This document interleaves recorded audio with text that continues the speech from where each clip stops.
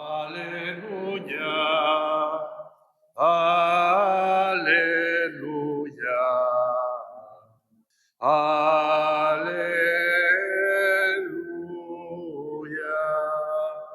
El Señor esté con vosotros.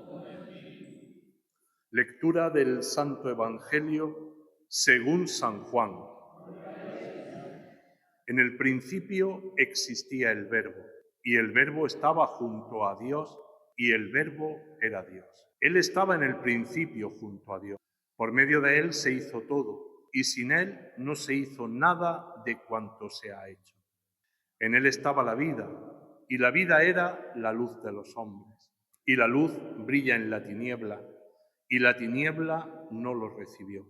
El Verbo era la luz verdadera que alumbra a todo hombre viniendo a este mundo.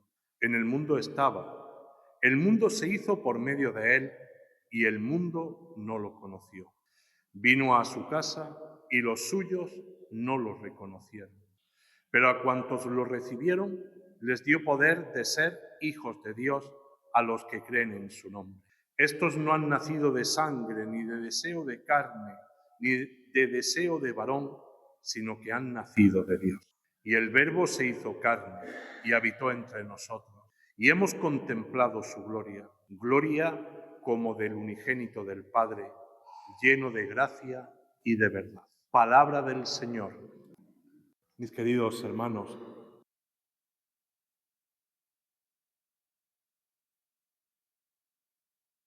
igual que el día de Navidad, hoy volvemos a escuchar este fragmento conocido como el prólogo del Evangelio de San Juan.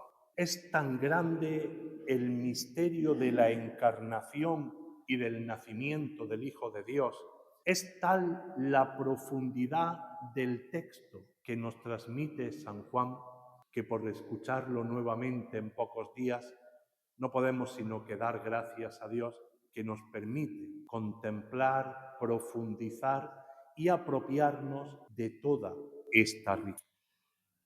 Hoy, ¿en qué podríamos fijarnos? A mí siempre me impresiona la afirmación rotunda que hace San Juan. La vida, el Verbo, la palabra de Dios, vino a su casa y los suyos no la recibieron.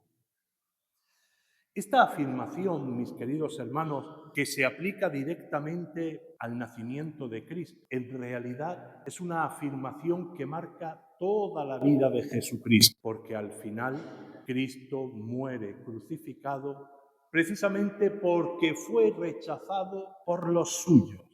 Pero detengámonos un poco más en esto. Si nos damos cuenta, hay una característica fundamental en quienes rechazan a Cristo en su etapa histórica y quienes aceptan a Cristo.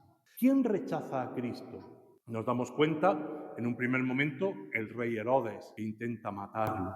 Después, durante su vida adulta, Cristo es rechazado por los poderosos de su tiempo, por los gobernantes, por los sumos sacerdotes, por aquellos que ejercían cargos de responsabilidad en el entorno del templo o de la interpretación de la ley. ¿Y cuál es la característica que une a todos estos personajes que rechazan a Cristo? En su época eran considerados personas piadosas, personas especialmente religiosas, personas que en nombre de Dios rechazan a Cristo. ¿Quién acoge a Cristo? Pues los primeros en acogerlo son los pastores. Y durante su vida adulta, ¿quién?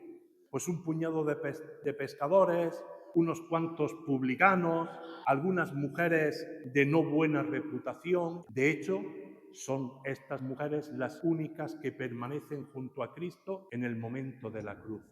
¿Y qué característica une a los pastores, a los pescadores de aquella época, a los publicanos?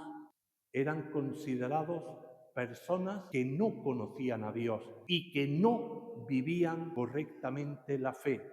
Sin embargo, ellos sí fueron capaces de reconocer, primero en aquel niño y después en aquel hombre adulto que caminaba por los caminos de Palestina, fueron capaces de reconocer a Dios.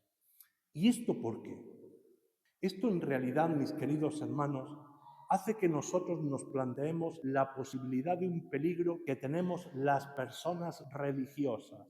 ¿El peligro cuál es? Querer que Dios se ajuste a mis precomprensiones, querer que Dios sea como yo quiero que sea, como los dirigentes del pueblo, como el rey, como los sumos sacerdotes, como los grandes conocedores de la escritura del Antiguo Testamento y del tiempo de Jesús.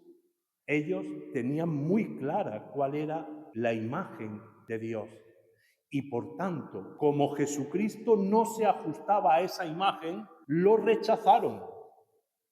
Los que acogieron a Cristo, que no tenían ese conocimiento tan profundo, que muchas veces habían sido expulsados de la sinagoga, apartados del pueblo de Israel, no podían vivir la fe, tenían un corazón sediento de Dios.